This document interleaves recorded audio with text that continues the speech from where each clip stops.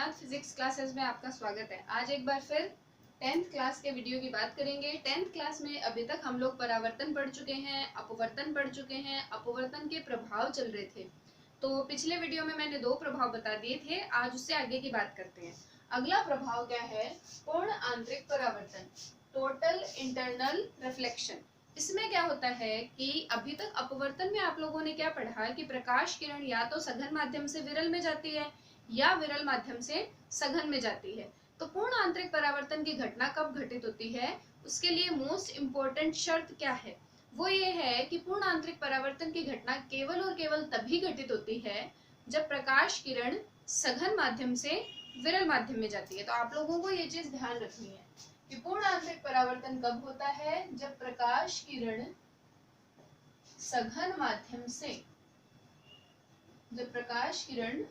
माध्यम से विरल माध्यम में जाती है। तो अब देखिए ये होता किस प्रकार है, ये काफी इंपॉर्टेंट चीज है और ये काफी बार परीक्षा में भी पूछा जाता है, तो थोड़ा सा ध्यान से देखिए। ये मैं परावर्तक पृष्ठ बना देती हूँ, नीचे अपन बना देते हैं सघन माध्यम। सघन माध्यम में हम लोग जल ले रहे हैं, ये सघन माध्यम, और ऊपर बना देते हैं विरल माध्यम। तो ऊपर तो है विरल माध्यम और नीचे क्या है? सघन माध्यम। तो पूर्ण आंतरिक परावर्तन की घटना कब घटित होती है? जब प्रकाश किरण सघन से विरल में जा रही होती है। ध्यान दीजिएगा, मैं एक प्रकाश किरण भेजती हूँ। ये प्रकाश किरण इस बिंदु पर क्या बनेगा? अभिलंब। तो हम लोगों को अच्छे से पता है कि जब प्रकाश किरण सघन से विरल में जाती है तो क्या होता है? अभिलंब की ओर झुकती है या अभिलंब से दूर हटती है? पिछले वीडियो में मैंने बताया था प्रकाश किरण जब भी सघन से विरल में जाती है तो अभिलंब से दूर हटती है। देखिए, जाना चाहिए था ऐसे, लेकिन सघन से विरल में जा रही है तो अभिलंब से दूर हटी, ऐसे चली गई। ठीक है, तो ये कोण क्या है? I, और ये कोण क्या होगा? R। तो यहाँ खास बात क्या हुई? R बड़ा होगा I से। अब देखिए I का मान थोड़ा और बढ़ा देते हैं। I का मान थोड़ा और बढ़ाने पर R का मान क्या होगा? थोड़ा और बढ़ जाएगा। देखते रहिए, ऐसे I का मान बढ़ाते बढ़ाते एक स्थिति कैसे आएगी?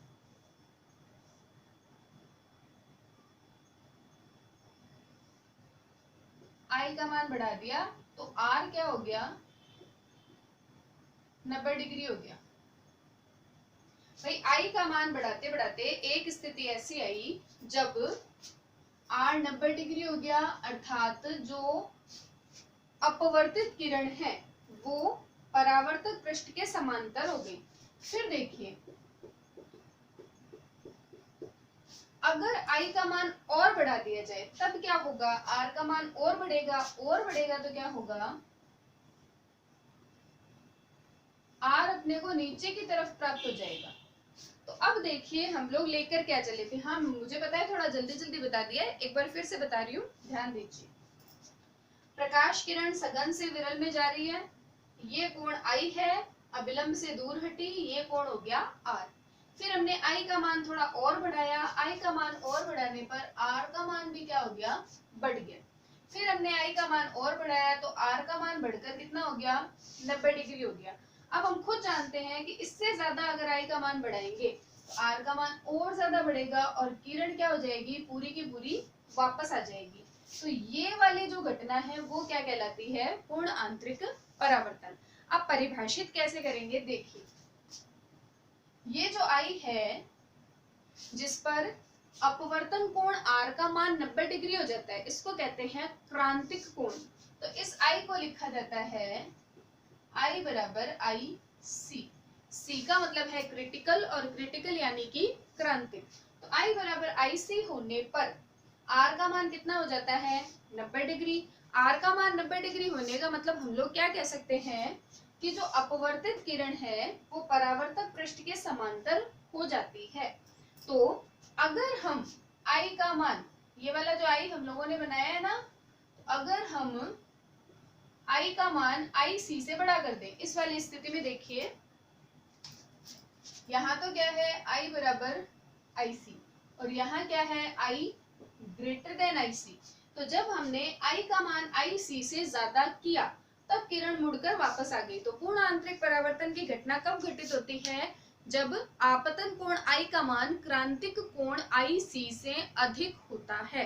तो परिभाषित करने का तरीका क्या होगा कि जब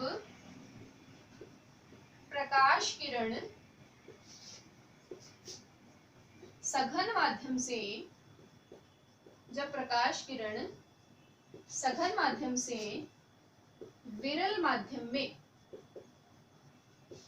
सघन माध्यम से विरल माध्यम में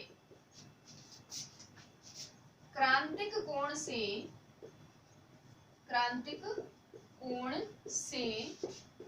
अधिक कोण पर,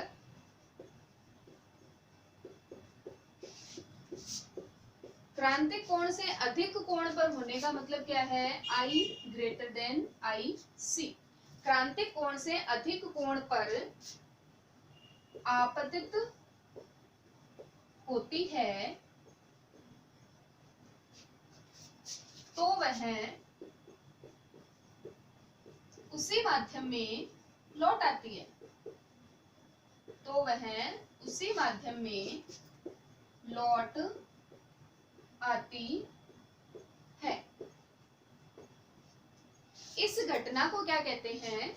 इसी घटना को कहते हैं पूर्ण आंतरिक परावर्तन।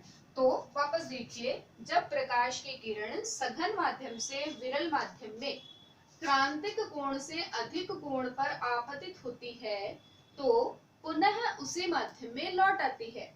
इसे क्या कहते हैं? पूर्ण आंतरिक परावर्तन कहते हैं। अब ये तो हुई पूर्ण आंतरिक परावर्तन की परिभाषा। इसमें मेन चीज क्या है? आई ग्रेटर देन आई सी। यानी कि हम लोगों को अब डिफाइन किसको करना पड़ेगा? आई सी को। तो आई सी को डिफाइन कैसे करेंगे? आपतन कोण का वह मान जिस पर, आपतन कोण का वह मान जिस पर अपवर्तित किरण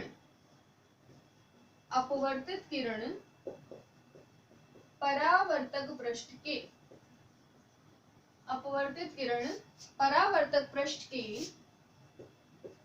समांतर हो जाती है, उसे क्या कहेंगे? क्रांतिक कोण आईसी कहेंगे। आपतन कोण का वह मान जिस पर अपवर्तित किरण परावर्तक पृष्ठ के समांतर हो जाती है, उस आपतन कोण को क्या कहते हैं? आईसी कहते हैं। या फिर एक तरीका और है, वो क्या है? वह कोण, आपतन कोण का वह मान जिस पर अपवर्तन कोण 90 डिग्री हो जाता है, क्या कहलाता है? क्रांतिक कोण कहलाता है। व्यक्त करने का तरीका क्या है? आई और सबस्क्रिप्ट में लिखेंगे सी। सी है क्रिटिकल, क्रिटिकल यानी कि क्रांतिक। ठीक है, तो ये था पूर्ण आंतरिक परावर्तन।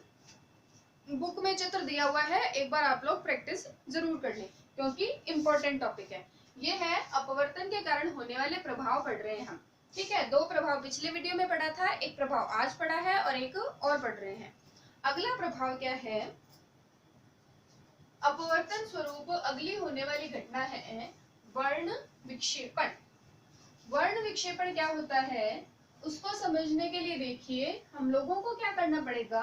पहले पता होना चाहिए कि वर्ण किसे कहते हैं। हिंदी वाला नहीं है ये। वर्ण विक्षेपण में यहाँ मतलब है रंगों से। वर्ण विक्षेपण, तो वर्ण विक्षेपण क्या है कि जब श्वेत प्रकाश, 9th में आप लोगों ने पढ़ा था कि श्वेत प्रकाश क्या होता है? 7 रंगों से मिलकर निर्मित होता है। तो अगर हम श्वेत प्रकाश को वापस उसके अवयवी 7 रंगों में विभक्त कर दे तो वो घटना क्या कहलाती है? वर्ण विक्षेपण। कराने का तरीका क्या होता है? देखिए, एक प्रिज्म लेते हैं। प्रिज्म एक त्रिभुजाकार आकृति होती है जिसके 2 फलक आयताकार होते हैं, एक फलक वर्गाकार होता है। लैब में होता है, आप लोगों को कभी दिखाएंगे। तो ये है प्रिज्म, क्वार्ट्ज का बना हुआ होता है। इसमें जब श्वेत प्रकाश गुजारा जाता है, श्वेत प्रकाश, श्वेत प्रकाश किससे मिलकर बना होता है? 7 रंगों से मिलकर बना होता है। तो जब श्वेत प्रकाश को प्रिज्म से गुजारा जाता है तो क्या होता है? वह 7 रंगों में विभक्त हो जाता है।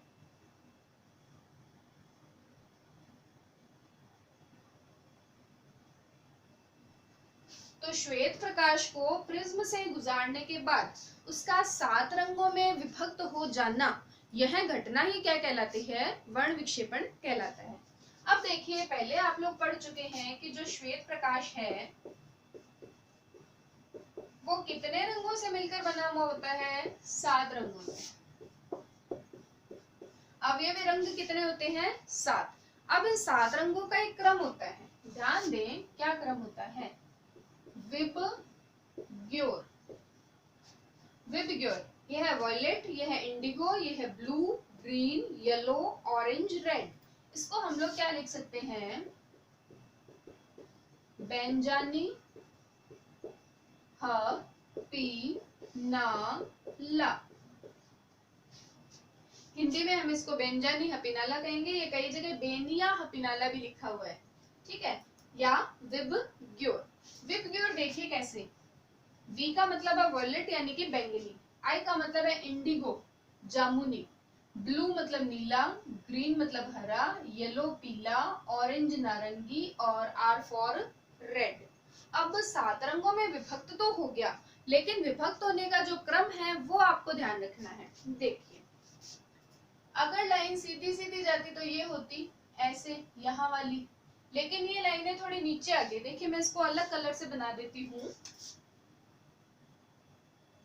अगर लाइन सीधी जाती तो ऐसे जाती, लेकिन यहाँ ये थोड़ी विचलित होकर जा रही है, तो इसको हम विचलन कोण कहेंगे डेल्टा, जो कि हम पहले भी पढ़ चुके हैं, ठीक है? अब देखिए, लाल रंग का विचलन सबसे कम होता है, तो ये होगा रेड।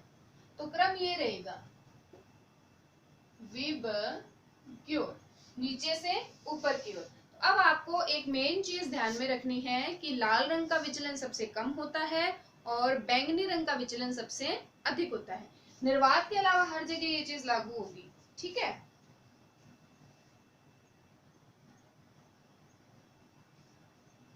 और देखिए, वर्ण विक्षेपण में हम लोगों ने पढ़ा कि जब श्वेत प्रकाश कांच के प्रिज्म में से गुजरता है तो वह अवयवी 7 रंगों में विभक्त हो जाता है। इस अवयवी 7 रंगों में विभक्त होने की घटना को क्या कहा गया? वर्ण विक्षेपण, ठीक है? अब 7 रंगों में विभक्त तो हो गया, लेकिन हुआ क्यों, ये भी तो पता होना चाहिए। तो यहाँ देखिए, पता होने का मतलब क्या है कि ऐसा होता क्यों है? ऐसा इसलिए होता है कि सभी रंगों का अलग अलग माध्यम में, सभी रंगों का अलग अलग माध्यम में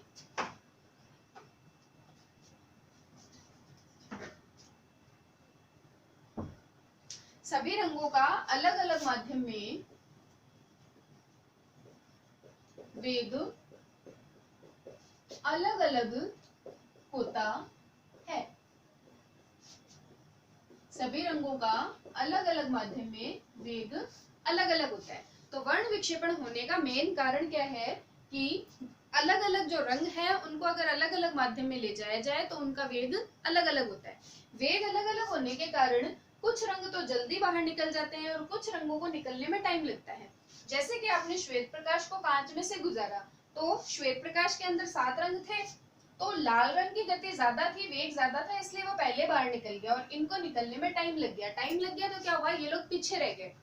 पीछे रह गए तो क्या हुआ? सभी रंग अलग अलग बंट गए और वर्ण विक्षेपण की घटना घटित हो गई। अब एक चीज और देखिए कि ये जो 7 रंगों की ये लाइनें दिखती है, ये जो एक पैटर्न प्राप्त होता है, उस पैटर्न का नाम क्या होता है? स्पेक्ट्रम। तो स्पेक्ट्रम को अगर परिभाषित करना हो तो हम लोग क्या कह सकते हैं कि जब श्वेत प्रकाश को किसी प्रिज्म में से गुजारा जाता है तो 7 रंगों का एक प्रतिरूप प्राप्त होता है। उसी प्रतिरूप को क्या कहा जाता है? स्पेक्ट्रम कहा जाता है। तो आज हम लोगों ने वर्ण विक्षेपण पढ़ा, पूर्ण आंतरिक परावर्तन पढ़ा, दोनों ही इम्पोर्टेंट चीजें हैं। आज मैं आप लोगों को इतना ही बताऊंगी। अगले वीडियो में हम लोगों का जो टॉपिक है वो रहेगा लेंस। तो लेंस एक पूरा ही प्योरली एक अलग टॉपिक है, इसलिए मैं उसको आज नहीं बताना चाहती। तो तब तक के लिए आप लोग अभी तक के सभी वीडियोस देखें, लाइक करें, शेयर करें, सब्सक्राइब करें। Keep watching, keep learning, all the best.